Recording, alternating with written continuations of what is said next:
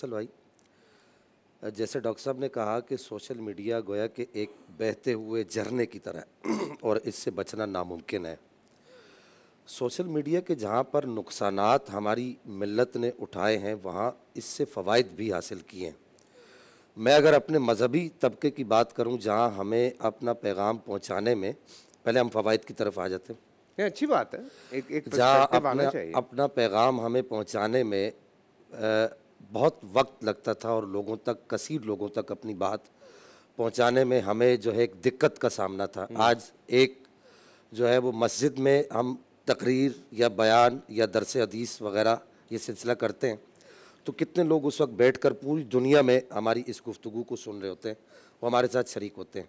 कि एक तरफ तो हमारे साथ जो है वो मस्जिद में 1000, 500, 1500, 2000, ज़्यादा से ज़्यादा 3000, मैं समझता हूँ इससे ज़्यादा नमाजी किसी मस्जिद में नहीं आते होंगे, तो वो लोग सुन रहे होते हैं और वो भी बिल्कुल जुमा में आखिरी लम्हात में जो है मस्जिद में तशरीफ़ आवरी का शरफ़ बख्शते हैं, जो हमारे यहाँ एक यूँ समझिए कि एक रस्म बन चुकी है कि बिल्कुल आखिर में जाना है।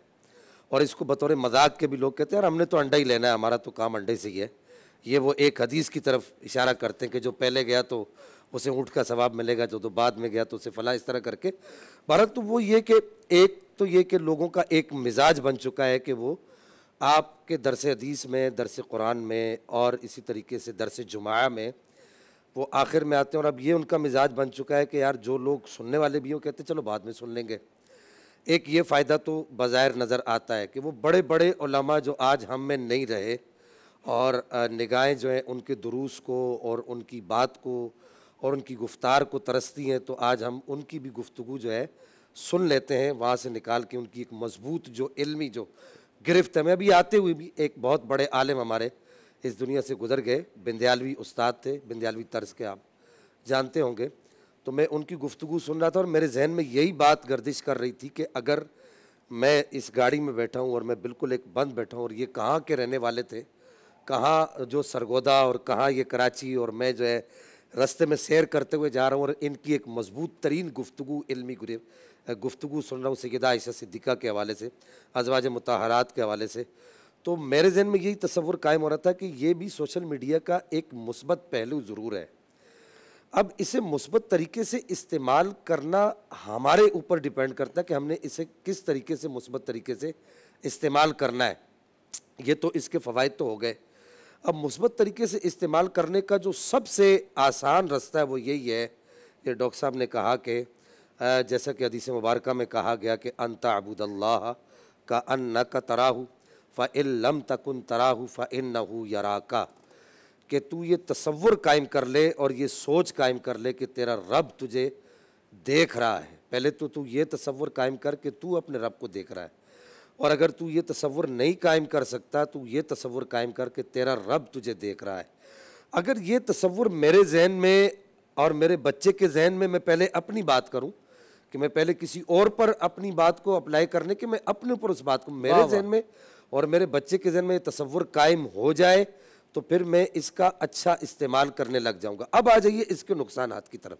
हज़रत अगर माज़रत दें, जी नुकसानात की तरफ आते हैं, लेकिन थोड़े पैसे कमा लें। जी जी बिल्कुल, अगर आप इजाज़त दें तो बिल्कुल। लेकिन आप जो बात कर रहे हैं ना, मैं इतना अग्री करता हूँ। लोग कहते हैं ये फील्ड सही नहीं है, वो फील्ड सही नहीं है, ये यूं है, फलाना ये जी, है। जी। हर एक ने हर जगह का ना एक परसेप्शन बनाया हुआ।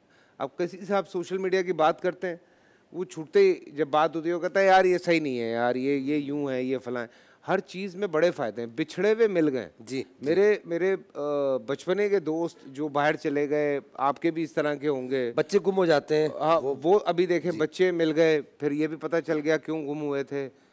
तो बहुत सारी हंस रहे हैं यार, तो बहुत सारी चीज़ें हैं दोनों पहलू हैं, दोनों हाँ, पहलू। हर पहलू पे तो बहुत फ़ायदा है। जी। अगर उसको हम अपने ज़रा अकल इस्तेमाल करते हुए, आज इतना आसान हो गया रिसर्च करना, इतना आसान हो गया रिसर्च करना जिसकी कोई हद नहीं होती।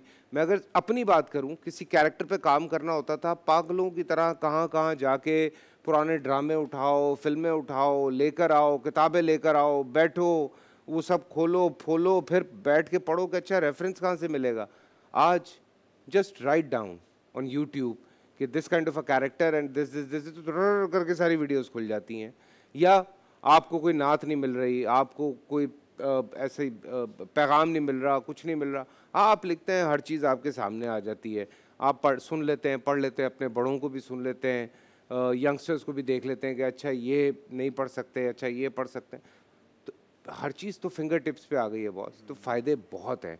हम बात करते हैं, नुकसानात की भी बात करते हैं, उसके बाद और भी पहलू हैं वो भी जानते हैं। तो देखिए, जो नुकसानात हैं सोशल मीडिया के, वो तो डॉक्टर साहब ने उस पर तफसीली तकरीबन बात कर दी है और उसका हल भी बता दिया। लेकिन मैं कभी कभी इस मामले में भी सोचता हूँ कि पहले बुराई को लोगों तक पहुँचाना एक मुश्किल काम होता था और बड़ी मुश्किल से किसी बच्चे तक कोई गलत पैगाम, गलत फ़ैल या कोई भी गलत काम उस तक पहुँचता था और बुराई की कोई गलत, कोई जड़ जो निकलती थी, यूँ समझिए कि नया फ़न जो आता था, वो बड़ी मुश्किल से बच्चों तक पहुँचता था। अब तो ये सूरत हाल हो गई कि सोशल मीडिया पर ही बैठकर, चूँकि कोई चेक एंड बैलेंस नहीं है, बिलखुसूस हमारे मुल्क पाकिस्तान के अंदर कोई भी जो है यहाँ पर ऐसे कोई ज़राए नहीं है कि सोशल मीडिया को लगाम दी जाए।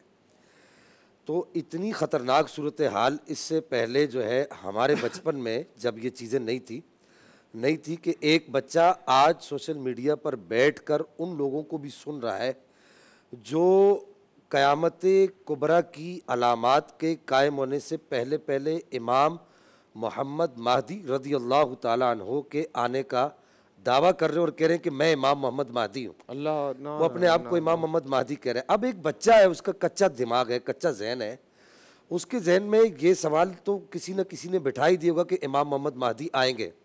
तो अब जब वो इस सोशल मीडिया के इस पहलू को देखेगा और इस शख्स की बात को सुनेगा, तो मैं सिर्फ आपसे यहाँ पर और दीगर नुकसानात एक अलग चीज़ है, मैं सिर्फ इतना कहना चाहूँगा कि वो बदशक्ले लोग, वो जिनकी शक्ल पर यूँ समझिए कि हर वक्त अल्लाह की फिटकार बरस रही है, वो इमाम मोहम्मद महदी के आने का दावा कर रहा है। हालांकि अहादीस तय्यबात के अंदर एक बात चल पड़ी है, तो मैं इसको थोड़ा ठिकाने लगा दूं कि अहादीस तय्यबात में ये भी कहा गया कि इमाम मोहम्मद महदी का जो मुबारक चेहरा होगा, उसके जो खदो खाल होंगे वो नबी पाक अलैहिस्सलाम के मुबारक चेहरे से मिलते जुलते होंगे। जी, नबी करीम सल्लल्लाहु अलैहि वसल्लम की मुशाबत, यहाँ तक कि हमारे बाद बुज़ुर्गों ने ये भी लिखा कि क़यामत तक जितने सादात आएंगे, हर सैयद में नबी पाक अलैहिस्सलाम के मुबारक जिस्म मुबारक की कोई ना कोई मुशाबहत ज़रूर होगी, किसी न किसी जगह पर उसको आप अलैहिस्सलाम की ज़ाहिरी जिस्मानी मुशाबहत ज़रूर होगी।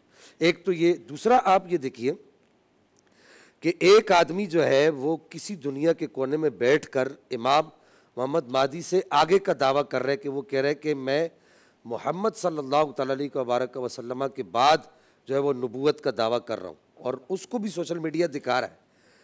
यानी कि इस बात को सब लोग जो है वो जानते हैं और मानते हैं हमारे यहाँ कि यार ये एक अच्छा पहलू नहीं है। मैं सिर्फ ये बात इस वजह से बयान कर रहा हूँ कि ऐसा नहीं है कि मैं लोगों को बताना चाह रहा हूँ, लोगों तक ये बातें पहुँच चुकी हैं और ये मैं ढके चुके अल्फाज में कह रहा हूँ, लगी लिपटी कह रहा हूँ।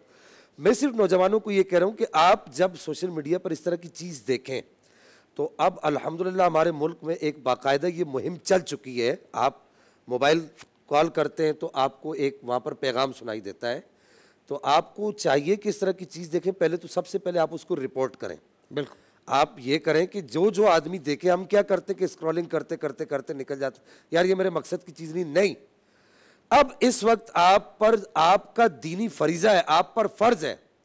ये मैं एक मुफ्ती होते हुए तो दावा नहीं कर रहा कि मैं नहीं कह रहा कि मेरा फतवा है, लेकिन ये मेरा एक विजदान ये कहता है और जो कुछ मैंने पढ़ा है मैं उसके तहत कह रहा हूँ कि आज मुसलमानों के बच्चों पर यह फ़र्ज़ हो चुका है कि ऐसी चीज़ें जो हमारे बुनियादी अकायद के ख़िलाफ़ आती हैं, ज़रूरियात दीन के ख़िलाफ़ आती हैं, बिलखुसूस नबी करीम सल्लल्लाहु अलैहि वसल्लम की ख़त्म नबूवत के मामले में, आपके नामूस के मामले में इस तरह की कोई चीज़ आती तो बच्चा वहीं पर उसको जो भी देखे उसको रिपोर्ट करे, बच्चा हो, बड़ा हो, जवान हो, मर्द हो, औरतों से रिपोर्ट करे। उसके बाद ये हमारे फ़राइज़ में शामिल है। जी हाँ, हज़रत, मैं इसमें एक बात ऐड कर दूँ, मैं ये रिक्वेस्ट करता हूँ बहुत सारे पेरेंट्स से कि बच्चा जब कुछ देख रहा होता है, आप, एक बहुत आसान हल है, एक सर्टन एज है ना, उस सर्टन एज तक आप जो भी बच्चा फ़ोन इस्तेमाल कर रहा है या कंप्यूटर इस्तेमाल कर रहा है, वो आप अपने सामने इस्तेमाल करवाएं। सही, कि आप फॉर एग्जांपल आपके पास अगर कंप्यूटर है और बच्चा उस कंप्यूटर पे बैठ के कुछ देख रहा है या काम करता है, कुछ भी करता है, तो वो आप लाउंज में रख दें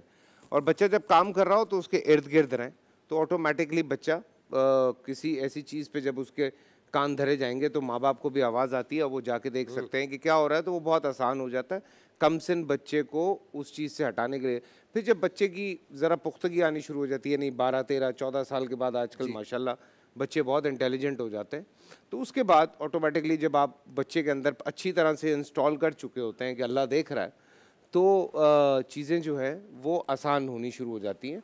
बच्चे फिर उस तरह से बदजन नहीं होते बहुत सारी चीज़ें। अच्छा, ये बच्चे ही मुतासिर नहीं हुए ना अब फैसल भाई, ये बड़े भी तो होते हैं। बड़े मतलब हमारे यहाँ बड़ों ने तो हद ही कर दी ना, कि आप ये देखिए कि हर तरह की चीज़ जो है वो अब बड़े जो है उसकी तशहीर भी कर रहे हैं, उसको शेयर भी कर रहे हैं। दूसरी चीज़ यहाँ पर ये कि जो हमारे कानून नाफिज करने वाले इदारे हैं, उन तक इस पैगाम को और इसके ख़िलाफ़ एहतजाज को लाजमी पहुँचाएँ कि ये बात हमारे मज़हब के ख़िलाफ़ हो रही है। जो बात मैं कर रहा था उसी के ततम्मे के तौर पे ये बात करके मैं अपनी बात को ख़त्म करता हूँ कि आज हर बच्चे का, बूढ़े का, जवान का, मर्द का, औरत का ये दीनी फरीज़ा है कि वो अगर अपने दीन के ख़िलाफ़ और बिलखुसूस बानी इस्लाम हज़रत मुहम्मदुर रसूलुल्लाह सल्लल्लाहु तआला अलैहि वसल्लम के ख़िलाफ़, आपकी अहले बैत के ख़िलाफ़, आपके असहाब के ख़िलाफ़, यानी हमारी मुक़द्दसात दुनिया के ख़िलाफ़ कोई भी चीज़, कोई भी बात देखता है तो उसे चाहिए कि वो कानून नाफिज करने वाले इदारों तक अपना पैगाम लाजमी पहुँचाएँ। अब वो आगे अमल नहीं करते, उनका मसला है। हज़रत मैं तो कहता हूँ कि देखें, इस्लामिक पॉइंट ऑफ व्यू से आप बिल्कुल बजा बात कर रहे हैं, लेकिन अगर वहाँ पे कोई गैर अखलाकी भी है, गैर इंसानी भी है, जी जी, उसको भी रिपोर्ट करें। जी मैंने ये इसकी नफ़ी नहीं की, मैं ये नहीं कह रहा कि इस बात से जमी मादा, मैं आपकी बात को आगे बढ़ा रहा हूँ। इस तरह की कोई भी चीज़ आप देखते हैं जो आप देखते हैं कि इस्लाम के अंदर जिसको अखलाकियात की जो है वो हैसियत नहीं दी जाती। जी जी। और अखलाकियात से सिर्फ एक बात अर्ज़ कर दूँ कि अखलाकियात हमारे असातिज़ा फरमाया करते थे कि बेटा कि हमने अखलाकियात को सिर्फ मुस्कुराने पर और अच्छी बात करने पर ही महदूद कर दिए। फरमाया कि नमाज ना पढ़ना भी गैर अखलाकी बात है और नमाज पढ़ना अखलाकी बात है। वालिदैन का अदब ना करना भी गैर अखलाकी बात है और वालिदैन का अदब करना अखलाकी बात है। इसी तरीके से अल्लाह के अहकामात को बजा लाना ये अखलाकियात में आता है। तो आप कोई भी चीज़ गैर अखलाकी देखें जो इस्लाम से मुतसादिम हो, आप उसकी बाकायदा उसे रिपोर्ट करें और कानून नाफिज करने वाले इदारों तक अपना पैगाम पहुँचाएं। ये आपका दीनी फ़र्ज़ है।